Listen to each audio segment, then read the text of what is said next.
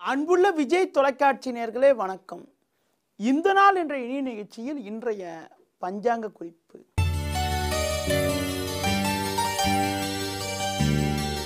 பத்து 7/2015 ஆனி மாதம் 25ஆம் தேதி வெள்ளிக்கிழமை. நவமி திதி பிற்பகல் 1:37 வரை, பின்பு தசமி. அஸ்வினி நட்சத்திரமானது மாலை 4:46 வரை, பின்பு பரணி நட்சத்திரம். சித்தயோகமானது மாலை 4:46 வரை, பின்பு அமிர்த யோகம். ராகு காலம் பகல் 10:30 முதல் 12 மணி வரை. யமகண்டம் பிற்பகல் 3 மணி முதல் 4:30 வரை. சுப ஓரைகள் காலை 6 மணி முதல் 8 மணி வரை, பகல் 10 மணி முதல் 10:30 வரை, மதியம் 1 மணி முதல் 3 மணி வரை, மாலை 5 மணி முதல் 6 மணி வரை, பின்பு இரவு 8 மணி முதல் 10 மணி வரை. இனி இன்றைய ராசி பலன். மேஷ ராசினியர்களே, சந்திரனவர் ஜென்ம ராசியில் அமையப்பெற்று 6இல் ராகு 5இல் குரு சஞ்சரிப்பதால் நீங்கள் நினைத்ததெல்லாம் நடக்கும். ஏற்பட்ட வீண் செலவுகள் எல்லாம் குறைந்து சாதகமான பலன்கள் ஏற்படுவது மட்டுமில்லாமல் சேமிப்புகள் அதிகரிக்கும். மற்றவர்களுக்கு நீங்கள் கொடுத்த வாக்குறுதிகளை எளிதில் காப்பாற்ற முடியும். ரிஷப ராசினியர்களே, 2ஆம் வீட்டில் செவ்வாயும் சூரியனும் அமையப்பெற்று 12இல் சந்திரன் சஞ்சரிப்பதால் எந்த செயல் செய்வதென்றாலும் சிந்தித்து நிதானித்து செயல்படுவது நல்லது. எதிர்பாராத செலவுகள் எல்லாம் ஏற்படலாம் என்பதனால் நிதானத்தினை கடைபிடிப்பது, கோபத்தை குறைத்துக் கொள்வது, கொடுக்கல் வாங்கல் விஷயத்தில் சற்று கவனத்தோடு இருப்பது மிக மிக நல்லது. மிதுன ராசினியர்களே, லாபஸ்தானத்தில் சந்திரனும் 3ஆம் வீட்டில் சுக்கிரனும் சஞ்சரிப்பதால் இருக்கக்கூடிய இடத்தில் உங்களுடைய மதிப்பும் மரியாதையும் அதிகரிக்கும்.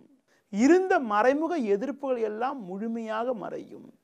குடும்பத்தில் மகிழ்ச்சி பூரிப்பு, தடைப்பட்ட சுபகாரியங்கள் கைகூடக்கூடிய ஒரு உன்னதமான நிலையானது இன்றைய நாளில் உள்ளது.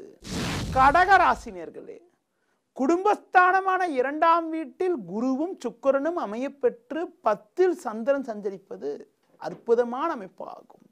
சிலருக்கு பெரிய மனிதர்களுடைய ஆதரவானது தக்க சமயத்தில் கிடைத்து அதன் மூலமாக மகிழ்ச்சி பூரிப்பு ஏற்படும். கொடுத்த வாக்குறுதிகளை எளிதில் காப்பாற்ற முடியும். சிம்ம ராசினியர்களே, லாபஸ்தானமான 11ஆம் வீட்டில் சூரியனும் செவ்வாயும் அமையப்பட்டிருப்பது கடந்த 2 நாட்களாக நடைபெற்ற சந்திராசிரமமானது முழுமையாக முடிந்து விட்டதினால் இனி உங்களுக்கு எல்லா வகையிலும் அனுகூலங்கள் ஏற்படுவது மட்டுமில்லாமல் இருந்த குழப்பங்கள் எல்லாம் முழுமையாக விலகி சாதகமான பலன்கள் ஏற்படும். தொழில் ரீதியாக லாபங்கள் அதிகரிக்கும்.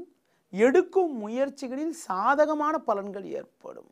கன்னி ராசினியர்களே, சூரியன் செவ்வாய் 10இல் சஞ்சரிப்பது சாதகமான பலன்களை ஏற்படுத்தக்கூடிய அமைப்பு என்றாலும் அஷ்டமஸ்தானத்தில் சந்திரனும் 12இல் குருவும் சஞ்சரிப்பதால் நிதானமாக இருப்பது நல்லது.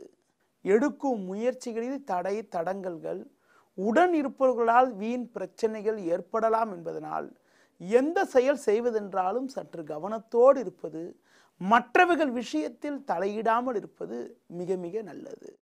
துலா ராசினியர்களே, சமசப்தமஸ்தானமான 7ஆம் வீட்டில் சந்திரனவர் சாதகமாக அமையப்பெற்று லாபஸ்தானத்தில் குருவும் சுக்கிரனும் சஞ்சரிப்பது அற்புதமான அமைப்பாகும்.